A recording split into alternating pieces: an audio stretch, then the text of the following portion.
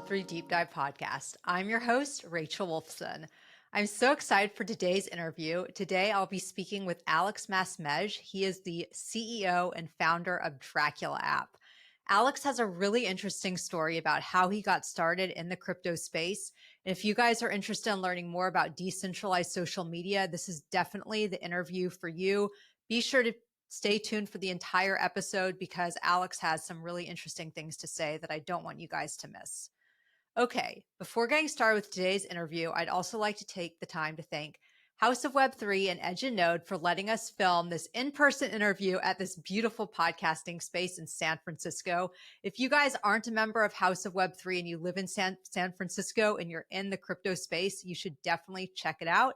It's such a great co-working spot, and there's resources like a podcast studio. Highly recommend it. Okay, I'd also like to take the time to thank the sponsor behind this episode. So let's get into that. Scroll is the leading zero-knowledge rollup. Designed by developers for developers, Scroll's bytecode-level compatibility makes building on it just like building on Ethereum. Open source and community-driven from day one, Scroll's developer ecosystem is the fastest growing among zk-rollups, with over 2,400 active developers monthly and globally. Committed to shaping a more scalable Web3, Scroll is the future of Ethereum. And without further ado, let's get started with today's interview. Hey, Alex, how's it going? Good. Thank you for having me. Yeah, thanks for being here. Okay, before we get started, explain your last name real quick. So my last name, I have a French last name called Masmej, and my first name is Alexandre. And I decided, I think like 5 or 6 years ago, to just shorten it on Twitter. And that's when I got known into crypto. So now I'm like, I can't go back to like my longer name. So I go by Alex Masmej. Okay, cool. Great. Well, thank you for that, Alex. Before we officially get started, can you tell our listeners a little bit about yourself, what you do, and then we can go from there? Yeah, for sure. So my name's Alex, and I got into crypto 5 or 6 years ago. I created the Alex token after my name. And so that eponymous token went viral, and it helped me move from my hometown, Paris, to San Francisco. And I did a lot of other use cases with it. And then I started my company, Showtime. And so we run Showtime for 2 years or so.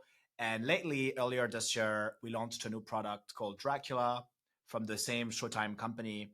And whether it's Showtime or Dracula, it's always been about decentralized social media, crypto and social media together, and how it can benefit content creators and just social media users in general. That's been the theme of like the past couple of years, and just been iterating in that space ever since. Okay, cool. So you've got a really interesting journey. Let's talk about how you got involved in the crypto sector. And then I want to talk about Alex Token. Sure. Yeah, of course. So I did like a quick bachelor degree, and I was like 20 or 21. And I was like, okay, like I really want to be like the next Elon Musk and have like the most ambitious career possible. How do I like reverse engineer what he's done, like starting from where he is to like where he's at now? And I think a lot of very incredible entrepreneurs started with the internet. And to me, that's kind of the same with blockchains, where it's so low barriers to entry. Like anyone can just get started writing a smart contract, or even just going at conferences and meeting people. It's not something where you need tons of funding or you need tons of data, like AI, where like it benefits more incumbents. I feel like crypto is really an outsider tech. And so coming from Paris with not too much resources or like tech knowledge, I could like break into that space. So I was like, okay, I'm going to dedicate 10 years of my life in the space, at least in 2019. So now we're like 5 years in. So it's like halfway through there. Maybe I'll stay longer. And so ever since then, I've been like really wanting to build a consumer product in crypto. And I started in the space with this very weird group of people, crazy group of people called Meta Cartel, who I love so much. And they just taught me so many things about DAOs and DeFi and NFTs, like years before it was in the spotlight. And amongst all of these tiny projects I did with Meta Cartel, exploring all of these concepts, COVID happened. And I was stuck at my parents' place. I was like 22 maybe then. And I was like, all right, if I really want to make it as a founder, I have to like leave my hometown, not get a job and get funded. And that's where that's where the idea for the Alex token came from. Okay. Wow. This is a lot to unpack. Right. I do agree with you. If you want to make it as a founder, you have to leave your own hometown. That's what I did when I was similar to your age. From where? Well, I grew up in Dallas. Okay. I went to Tel Aviv. Nice. I was there for a few years, and then I came to SF. That's so cool. But I do think SF is really like the place to be in terms of like being a tech founder. Yeah. I think everybody has to live here in order to like really make it. I'm not saying live here for the rest of their lives, but I think at least being here. So good move. Totally. And this cartel that you mentioned, what's it called again? It's called Meta Cartel. Meta Cartel. They sound a little bit like the PayPal mafia. Well, yeah, I kind of feel like it's like the homebrew computer club in the 70s leading to like the computer revolution, PC revolution, or the PayPal mafia. I'm not sure if it'll be as successful, but like it was such a crazy group of people because, as I said, like crypto is a very easy industry to break into. And so there was so many weird people. There was like a plumber from Croatia, an ex-porn star, Peter Pan, who was literally, he's called Peter Pan, and like he was in healthcare and design and then just joined. Like it was such a mix and mash of people in one place. And we were all obsessed with making crypto user experience much easier. And I think we were like the first group to like crack a way to abstract transaction fees, which is very annoying in blockchains. And at the time, it's not like the layer 2 or whatever is happening right now. We called it meta transaction. And so the name Meta Cartel came from inventing the concept of meta transaction, where you just sign and you don't have to pay transaction fees. And so that made the blockchain much easier back in 2019. Still was like a pain in the ass, like, MetaMask and all of these tools are like very hard to use. But anyway, so that group was just really focused on making crypto user experience easier, making new apps that are fun and not just infrastructure tools, not just nodes, but actual apps people can use. And I'm still in touch with most of that group today. I love them. And that's how I got started. How did you meet them? I met them on Twitter. I think most of my life has been Twitter, basically. Like Twitter gave me most of my opportunities. Twitter has been more valuable than any degree by far. Like I don't have many degrees anyway, but and so I think I met Peter Pan on Twitter. I was interviewing for like a role in like community or social media, and I got rejected. But he was like, you know what? You can just still join Meta Cartel because we have no money anyway. We need people to help us. And I started helping out a couple projects, and then that's how I met him. And then at some point, I wanted to go to a conference, but I could not afford it. And I said cheekily on Twitter, like, oh, like if only I had the funds to go to Berlin Blockchain Week 2019. And then he replied and wired me $1,500 so I could pay for my flights and go there. And so that's when I met them for the first time in real life. And it was an incredible experience. Cool. Yeah, no, it sounds like a very crypto story. Like, I feel like a lot of people have these things where they meet on Twitter or X and then, they meet them in real life at an event. So wait, what's the story behind your shirt? Because you said something about your shirt that you're wearing in the cartel. So the shirt is Meta Cartel. I actually did not go to that conference. This is 2021. But I remember going to, Meta Cartel conference, MCon. I went to the very first one in 2019, which was just 19 people. And so we were like the MCon 0, basically. And so this is what this shirt represents. It's like all the companies on my back are like many of the companies that I helped. And it's so crazy because, we were literally the first ever consumer crypto people. And we were very early and there was not much back then.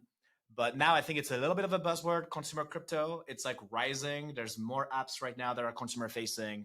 But we're the first to explore the cutting edge of blockchains as apps, not just as wallets or nodes or infra. And I've always been more passionate about consumer and impacting real people versus B2B SaaS projects. And so, that's why I love this shirt. It's like so random that I wore it today, but yeah. Yeah, cool. There's a good story behind it. Yeah. Okay, let's talk about Alex token. So what is Alex token? Why did you create it? When did you create it? Is it still in existence? Yeah, for sure. So how did I create it? So basically I was flown out by this stranger, anonymous person I met on Twitter, Peter Pan. And then he goes to the conference and he's like, hey, Alex, like, I know it's like the bear market. Like, I don't have much money. At the time, he was like 19 or 20 years old. And I was so shocked how young he was. And so we're like, what if we create like a debt token where basically you create a cryptocurrency and you emit 1,500 of them because it was $1,500 that he gave me. And then hopefully you find people at the conference willing to pay a little bit to buy back the debt that you owe me. And we did this, and it worked out. Like I didn't have to pay back, and I was happy to have been at a conference and have been part of like this gift economy where people were so generous to me. But that was still a tiny amount. And then COVID happens, and there's a company, a startup at the time called Roll, who had worked with Gary Vee and a bunch of celebrities to do their own cryptocurrency. And they were like, hey, Alex, like we've been selling to these celebrities so many times how to create your coin, and you did it on your own with this guy called Peter Pan. Like we'd love to create like not just this loan token for you, but like a real token for you, and we can call it Alex. And so we do this, we create the Alex token. And the first use case was like people could buy an hour of my time. But really at the time, no one really cared about my time. Like I was very available if like someone interesting were coming my way, and I would like talk to them. And so not much happened. And that was like late 2019. And then in 2020, I there's the COVID lockdown that happens. I lose some money accidentally in DeFi because crypto was still very complicated. I have maybe like $1,000 in my bank account, all the crypto nukes.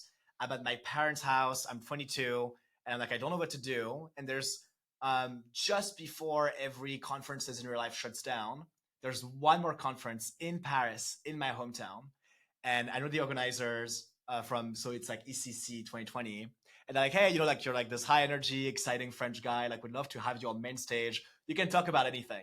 And I'm like, all right, I really need to be ballsy, because if I don't make something that like gives me money somehow, I'll probably just have to get a normal job or like just leave the blockchain space, because I can't live with so little resources for so long, especially now it's COVID. I can't even travel to meet people. It's gonna be much harder. And so I'm like, okay, I'm gonna use that same cryptocurrency that I have, the Alex token, and I'm gonna ask for $20,000.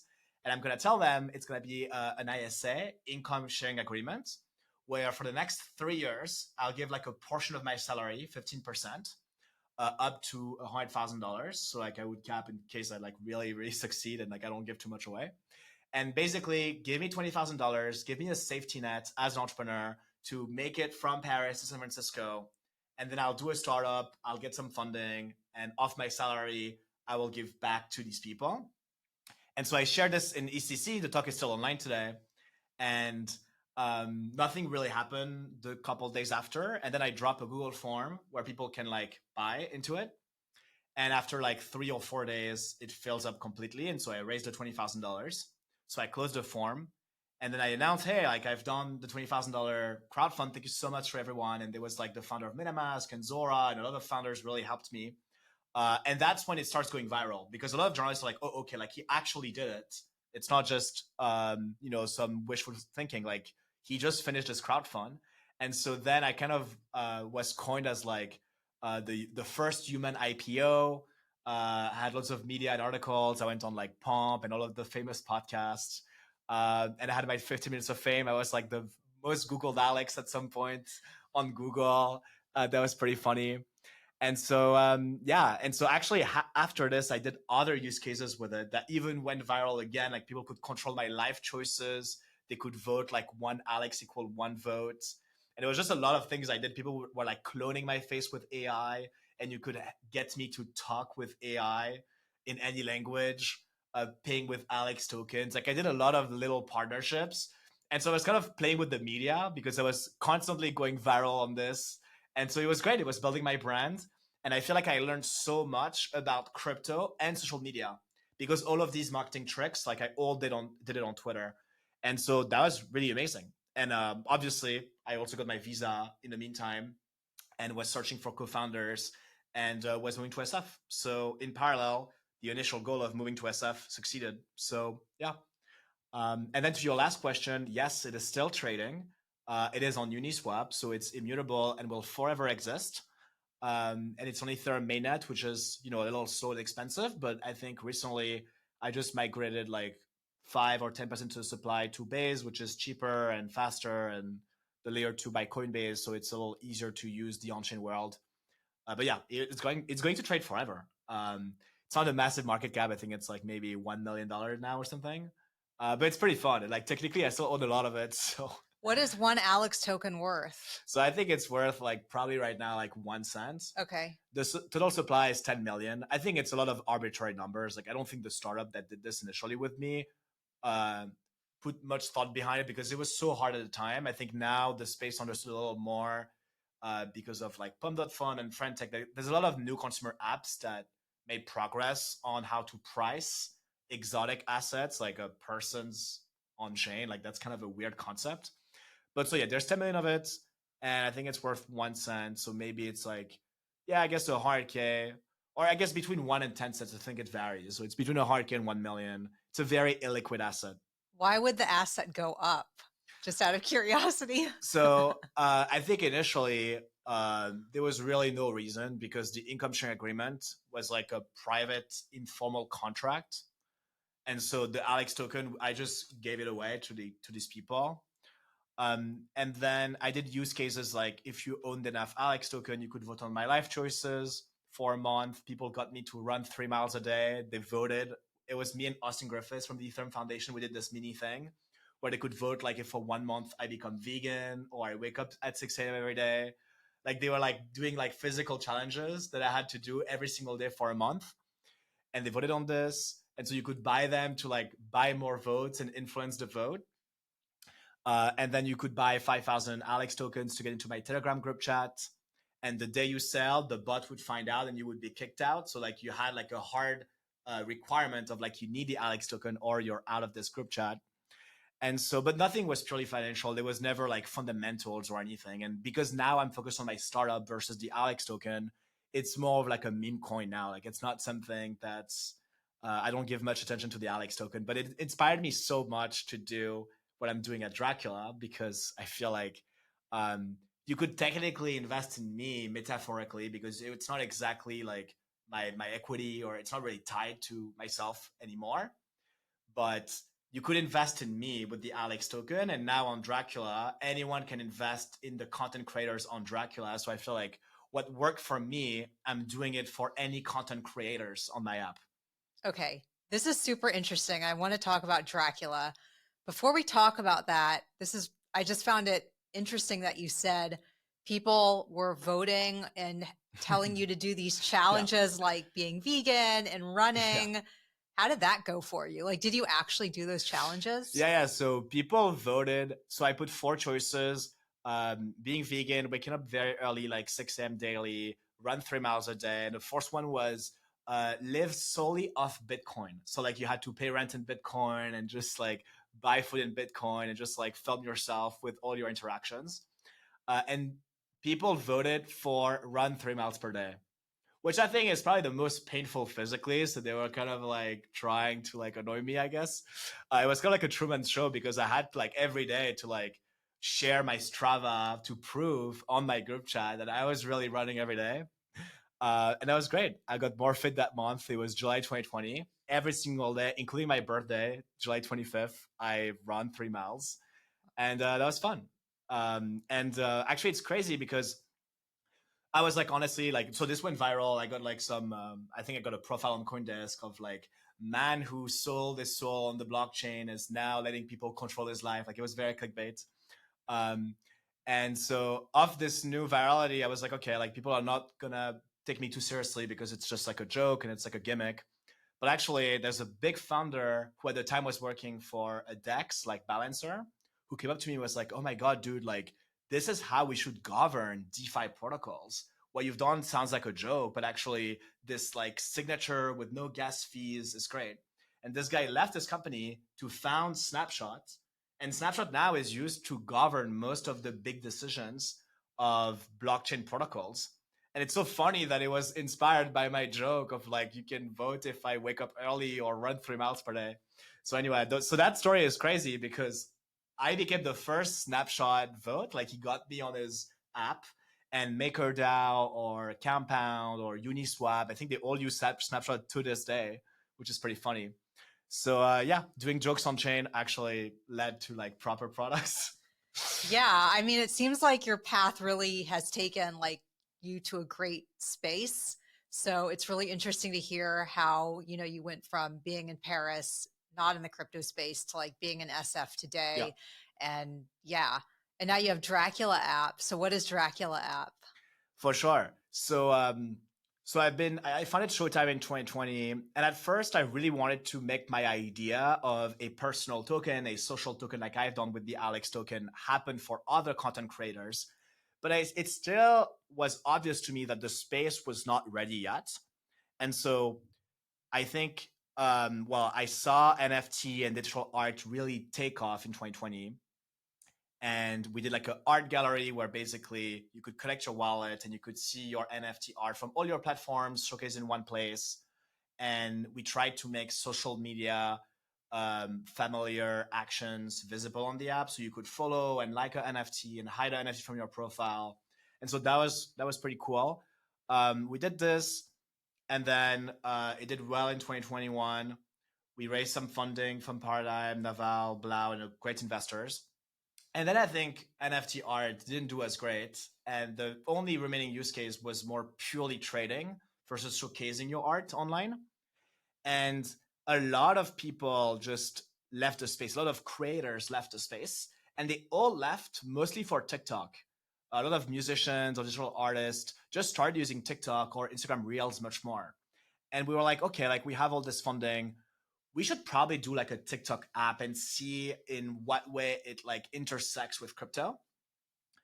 And we started building Dracula in like late 2023 and launched it in March 2024. And basically, it's an app where we create a coin for each creator. So I went back to the original premise of the Alex token. Anyone had a coin, and you could swipe videos. And if you like a creator, you could basically buy a share of this creator. And um, we did another twist on it last minute because we wanted to play with the Farcaster community. Farcaster is like this crypto Twitter clone. It's like a different app solely for the crypto community, and they have a way to like tip each other on the app with a token called DGen. And so if you like something, you can tip DGen, and the more influence you have on the social network, the more DGen you can give to people.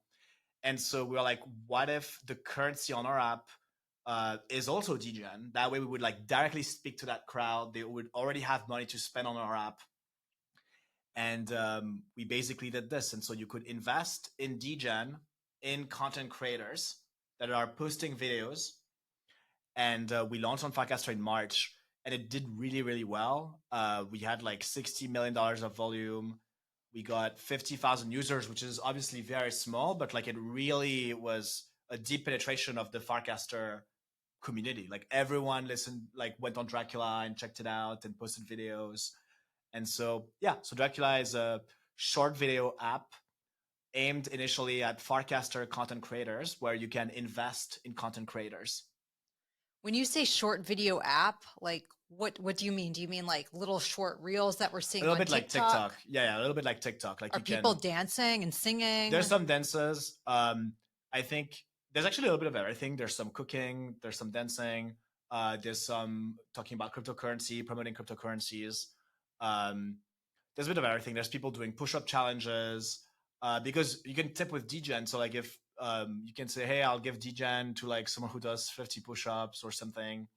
The main star user we have is Ted at Ted Not Lasso on Twitter.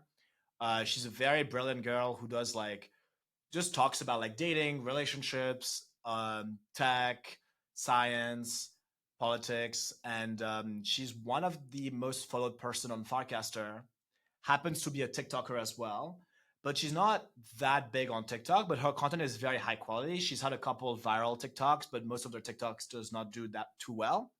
Versus on our app, well, because we're based on top of Farcaster and she's so known on there, it gave her a lot of space to have actually more views almost than TikTok on most videos, because she's so known with that community. So I guess our value proposition as an app is not just the money side and all the financialization of crypto. It's also, you won't have to compete with Charli D'Amelio and all of these massive influencers from TikTok. This is your community, your crowd. And so if you're doing great on Farcaster, which is a text-based social media, but if you're doing videos, we have this video app with the same social network underneath, the same people, and you could really get more attention there. Yeah. So because I don't use Farcaster, I don't use Dracula.app. I'm going to use both of these now because this sounds really cool. Yeah, we could get a snippet of the podcast on Yeah. there. Yeah, no, we should. But basically with Farcaster, people can build apps within Farcaster. Is that how it works? Or Yeah, exactly. So Farcaster has a lot. I guess they have two things.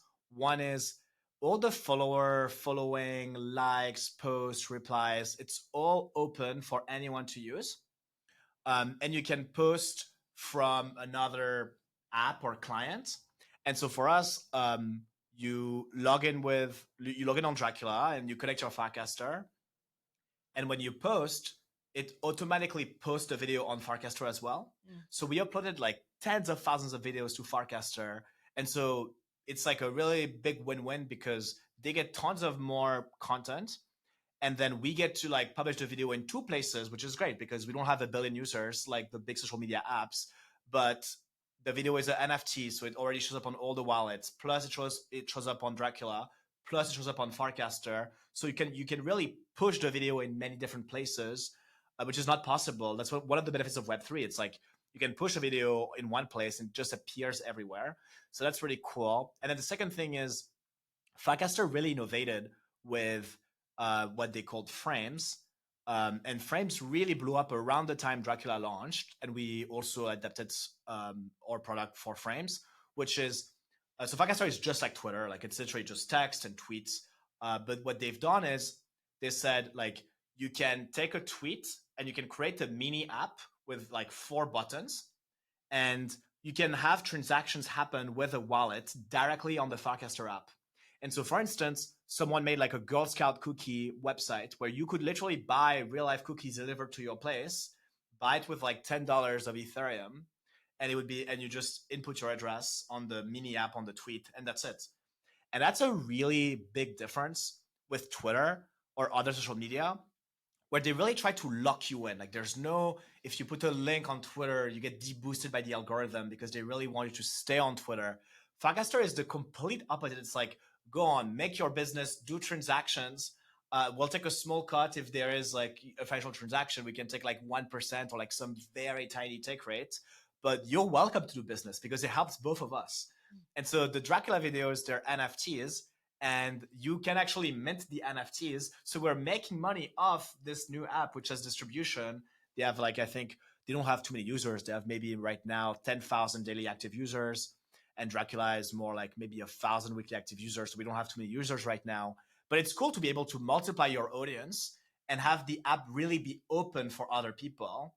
Whereas in Web2, you cannot do transactions because the technology is worse than crypto. Like if it was using PayPal or Stripe, like it would be too much fees, like 3% fees for small purchases plus 30 cents is too high. Crypto makes it so easy that in crypto, at least, we can say, hey, transact on my app. We'll take a tiny, tiny cut, way smaller than any traditional payment processor. And I think that's really awesome.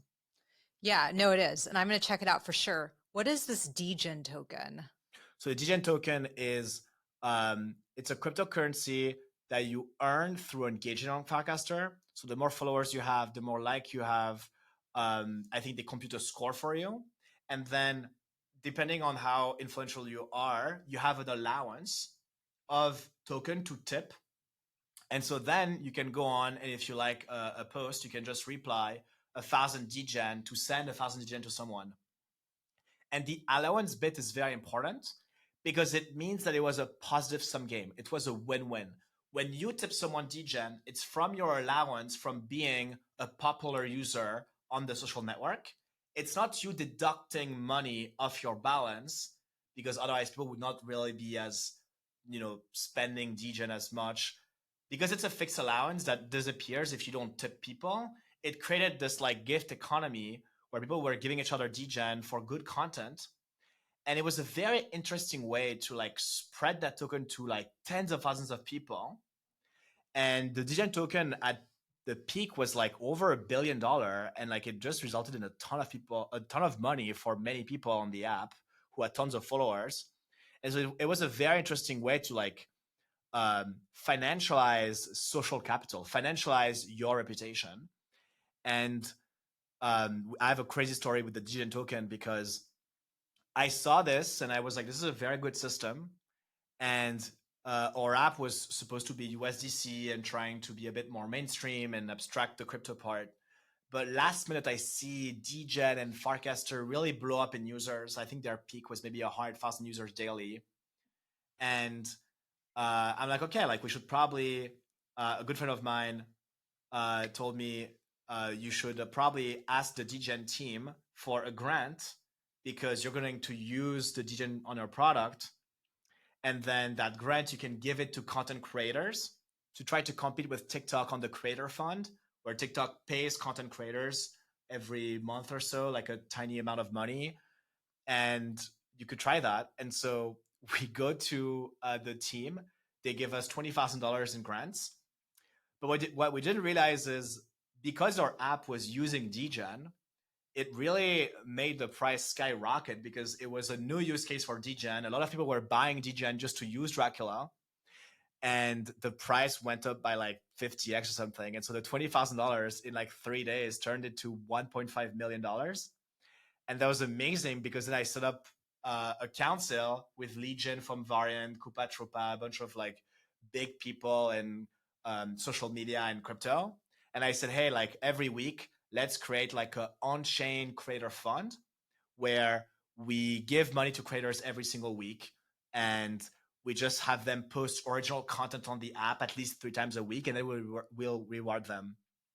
And so DGen, so yeah, like as a currency in my app, and also the crazy grant story where $20,000 turned into over $1 million. That was super helpful in like bootstrapping our audience and show the power of Web3, which is it pays way more than Web2. That's probably one of the biggest things. Yeah, definitely. But with DGen, do you have to use Farcaster to get, like, I can't go on an exchange and buy DGen? You can Or buy can I? DGen on exchanges, but the way people got it at first was they were earning it through using Farcaster. And I think it's like one of the important things when you're creating a coin. Like you don't want the coin to be first held by a couple of insiders, not be available for sale, um, and just be like, well, you have to buy it, I guess, early on. I think that's like not the best way to spread a coin. The best way to spread a coin is to try to like cast the widest net possible of early adopters, and that usually makes the coin more powerful because more people use it and are incentivized to like promote it and market it. And so I think Digen did a really good job there. They really innovated with the initial distribution by saying, because the Farcaster APIs and public data is public, we're going to give to the most interesting users with the biggest following DGen. So they all talked about DGen, they all tipped each other DGen. And so when they did their first airdrop, so when it finally hit the market, the price went skyrocketing because well, I mean, I'm not supposed to give financial advice or anything, but it went skyrocketing because it was a strong community and they were all holding that token. And so there was many more use cases that popped up from there, including my app Dracula, but there was many other apps who actually used DGen because basically it became a go-to-market. Like Dracula go-to-market was DGen because these were my target audience. There was 40,000 people holding this token and it's put directly to them. They could directly spend it and earn it on my app. And many other apps followed suit after, and that was very interesting. Like it started as like more of a joke, and then it became a tipping currency, and then it became used in other apps. So it's funny how like a coin that at first is just pure speculation gains utility over time, and is actually, I think the name DGen is funny because it sounds really like degenerate and like almost like a gambling connotation, but it's actually a very interesting project with a very interesting distribution mechanism around rewarding popularity on social media.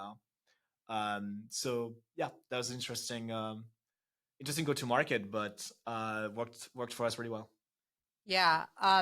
Gosh, there's so much I can ask you about, but let's Right. talk about decentralized social media because I Right. think there's a lot of benefits here.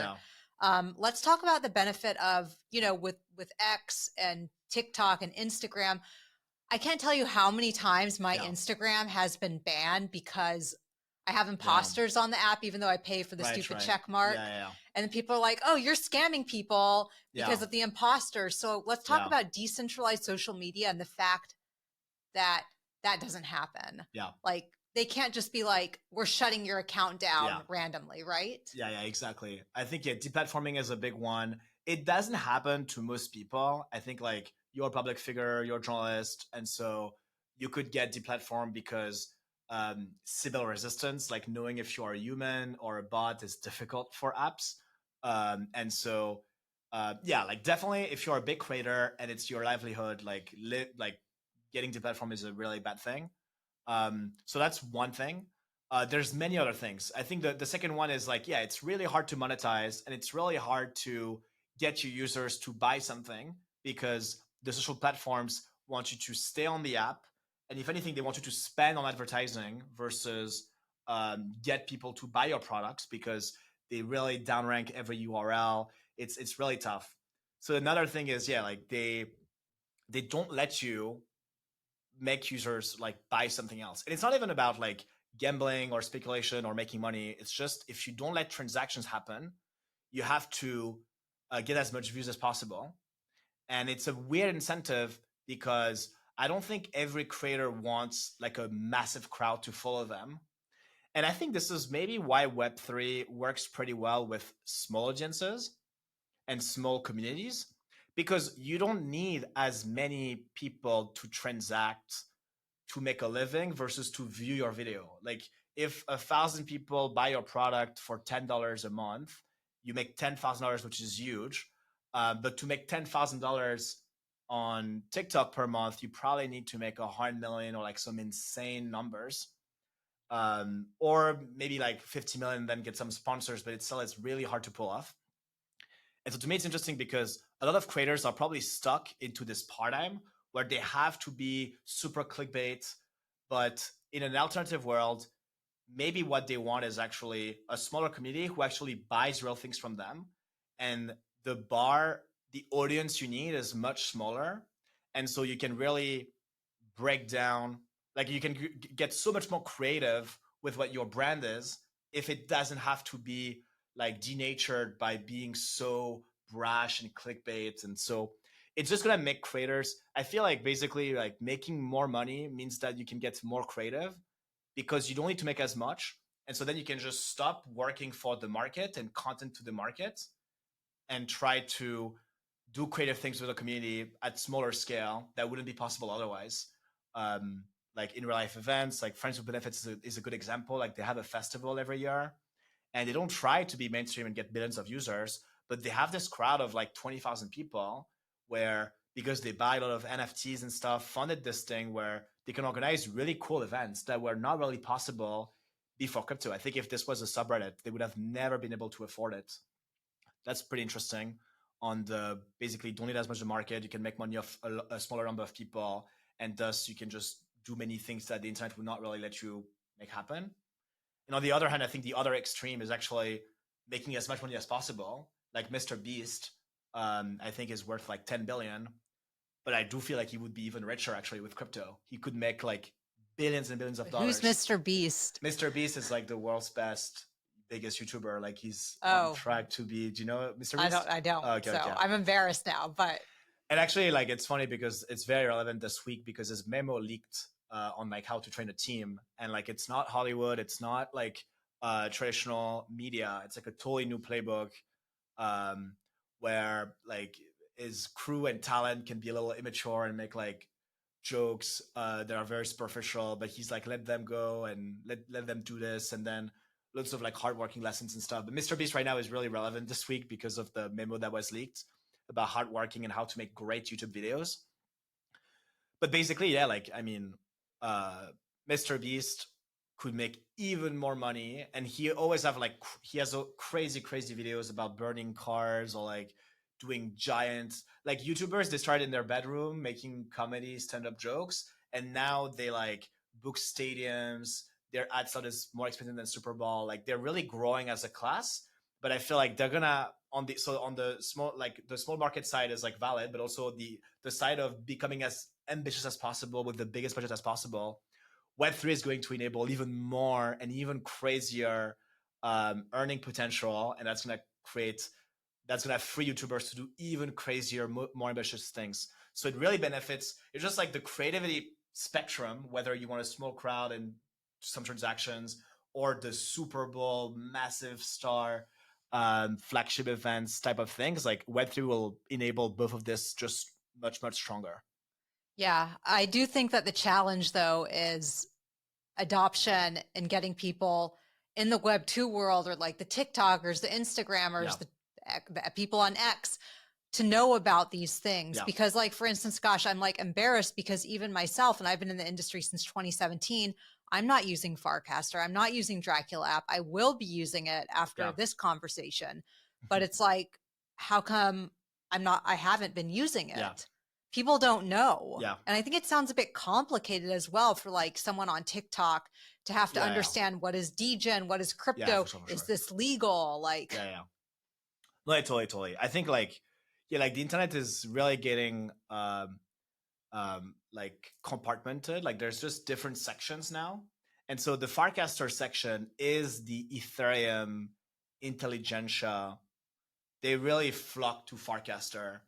And so like MCon Meta Cartel, like it's all Ethereum people. So this is my crowd. This is why I went there, because it's exactly the same as like when I said to creators, hey, you won't have to be competing with dancers on TikTok. This is your crowd. Farcaster pitch for me was like, this is your crowd, Alex. And I got more followers on Farcaster than Twitter. I have like double the audience. I have 30K on Twitter and like 60K on Farcaster. So I was like, it's a no-brainer. They're giving me so much status. So I have high status on Farcaster, so I have to go. And so maybe for you, like you are like with the Ripple crowd or the Bitcoin crowd or like some other blockchains. And so they just have different habits as a community, and people just go in other apps. And it's interesting because Twitter, since Elon took over, has been more about politics and cultural war and just different types of content. And all the sub communities just went on their own into other apps. And so, I don't know if Farcaster is going to be a mainstream app with billions of users, or they're going to stagnate at like a million or two users, or they're going to grow. I'm not 100% sure. They definitely want to get way more users on their app. But I think for now, it is the Ethereum crowd. And I think a big problem is definitely user experience. Like it's really difficult to match Twitter and TikTok, because these apps had not only like tens of thousands of engineers just at it and trying to polish the app, but also years and years. Like it takes a very long time to create a very polished app. And so Web3 has a lot to catch up on. And so for users to switch from the incredibly dopamine highs of Instagram and TikTok, I think that's going to take a lot of effort, but we're going to keep building, and we're going to reach that quality bar and hopefully surpass it with all the money and cool new aspects of crypto, hopefully like this decade. Yeah, definitely. So Alex, I wanted to ask you, the crypto ecosystem is huge. In your opinion, what is the most interesting part of the crypto ecosystem, and why? So I'm biased, but to me, the most interesting part is crypto and social media. And to me, the biggest reason why is finance is actually pretty antisocial. Like Robinhood or Coinbase, like these are apps with like 50 million users, 100 million users. So it's like an order of magnitude less than TikTok, Instagram, and YouTube, who have billions of users. So if we do want mass adoption in our industry, it has to be through social media. This is the number one use case of anyone online. This is how things spread. People like social things. They like their friends more than their finances or balances. They spend more time on TikTok.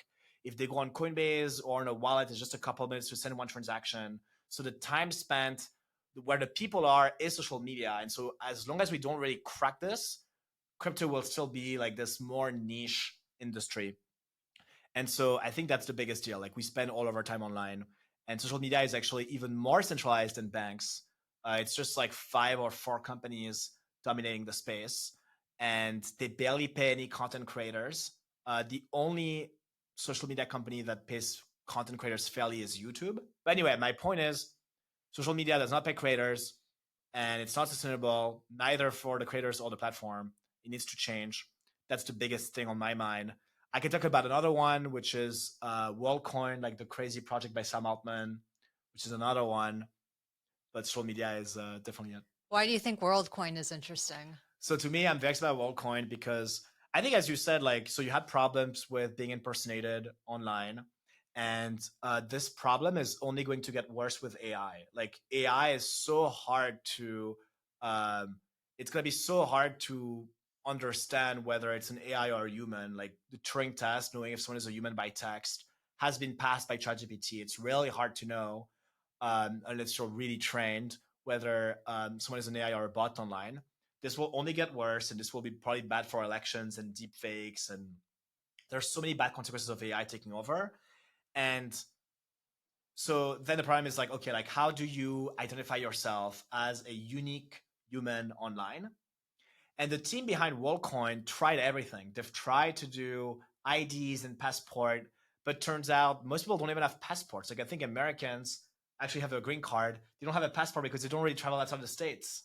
Um, or obviously third world countries don't have passports, or like they don't have like valid passports, or they're easy to fake or whatever. And so if you cannot get the KYC, the passport part, um, if you like, there's not many options. There's maybe your fingerprints, but maybe people are like amputees and don't have fingers or whatever. And so they landed on this Black Mirror-esque but very good technique of an iris scan, where it scans your eyes, and your eyes are unique even if you have a complete identical twin. And to me, if we can have this digital passport, which is gonna be on Ethereum, I think it's already the case. If they scan the entire world, and then everyone online can like claim that they're human, a lot of the great blockchain use cases can be unlocked. Because I think one of the core things of blockchains is like rewarding a user behavior with cryptocurrency. But right now it's really hard to do because it's so easy to fake. Every time, if you ever give an incentive, all the bots are just going to go at it. And so if you could discriminate against the bots and for the humans, that would be really exciting. And another crazy, crazy thing is, if everyone in the world has a wallet that it is uniquely tied to a human, you could potentially give universal basic income and potentially solve poverty worldwide. And I think that's the plan behind WorldCoin. Sam Altman wants to take the billions of dollars from OpenAI, which is a nonprofit, to funnel them back to WorldCoin and give an airdrop and basically eradicate poverty because everyone will have a living wage. And so only blockchains can actually make UBI happen, because otherwise there will be so much fraud about claiming twice the monthly income you get and then screwing someone else. And so I think having an online identity that proves that you are human is a very big problem in blockchains. And unfortunately, there's no other solution that we found so far than iris scanning. But they're using, again, blockchain, black magic technology, like zero knowledge proofs, I think, where we only have the hash and like we have no clue of actually retrieving your eyeballs or your iris. So I think overall it's safe and privacy preserving. So I'm pretty passionate about WorldCoin. I'm biased because like I know the team really well, and I love um, I love this crazy ambitious project. Yeah, no, that's cool. I should look more into WorldCoin. Um, okay, Alex, I know we're running low on time. I could probably talk to you for hours, but we're going to keep it within the Yeah. time limit. Um, what is next for you in your career journey? Like, would you ever work for a crypto company? I don't see you as that. You're such an entrepreneur. I feel like you're gonna you're gonna do great things, but like, what's next for you? What's next for me? We have a new app coming at Showtime Dracula, and so it's gonna be not really like a pivot, because it's gonna be a short form video app, but we're gonna try to expand our market. Like, as you said, like Farcaster is still a small niche, even within crypto. Like, you're in crypto, but you're not on Farcaster. Next, we're going to try to target Twitter a bit more, and we're going to try to target any cryptocurrency, not just degen, so it really speaks to a broader audience. So that's what's next. But I think my long term goal is to stay in crypto until UX is up to par and we get most of the world on chain. And hopefully that should be within the next 10 years. And yeah, I want to be there for when it happens. So I'm not leaving. Cool. Okay. Well, good. Alex, this has been such a wonderful conversation. If our listeners want to get in touch with you, how should they do that? Thank you so much. Yeah, so I mean, my @ on Twitter is at Alex Masmej, Masmej. Same on Warpcast, same on Dracula. Cool. Okay. Well, hopefully everybody can reach out to you if they have questions. I know I've got questions, so we're going to chat after this. But yeah, it's been a pleasure having you on. So thanks Thank you for so coming. much. Thank you. Thanks. Special thanks to 4Labs Digital for producing Web3 Deep Dive podcast. I'd also like to thank the sponsors behind Web3 Deep Dive. You can click the links in the show notes to learn more about each of the Web3 initiatives from these sponsors. Finally, thanks to the listeners for tuning in. Please be sure to subscribe, like, and share.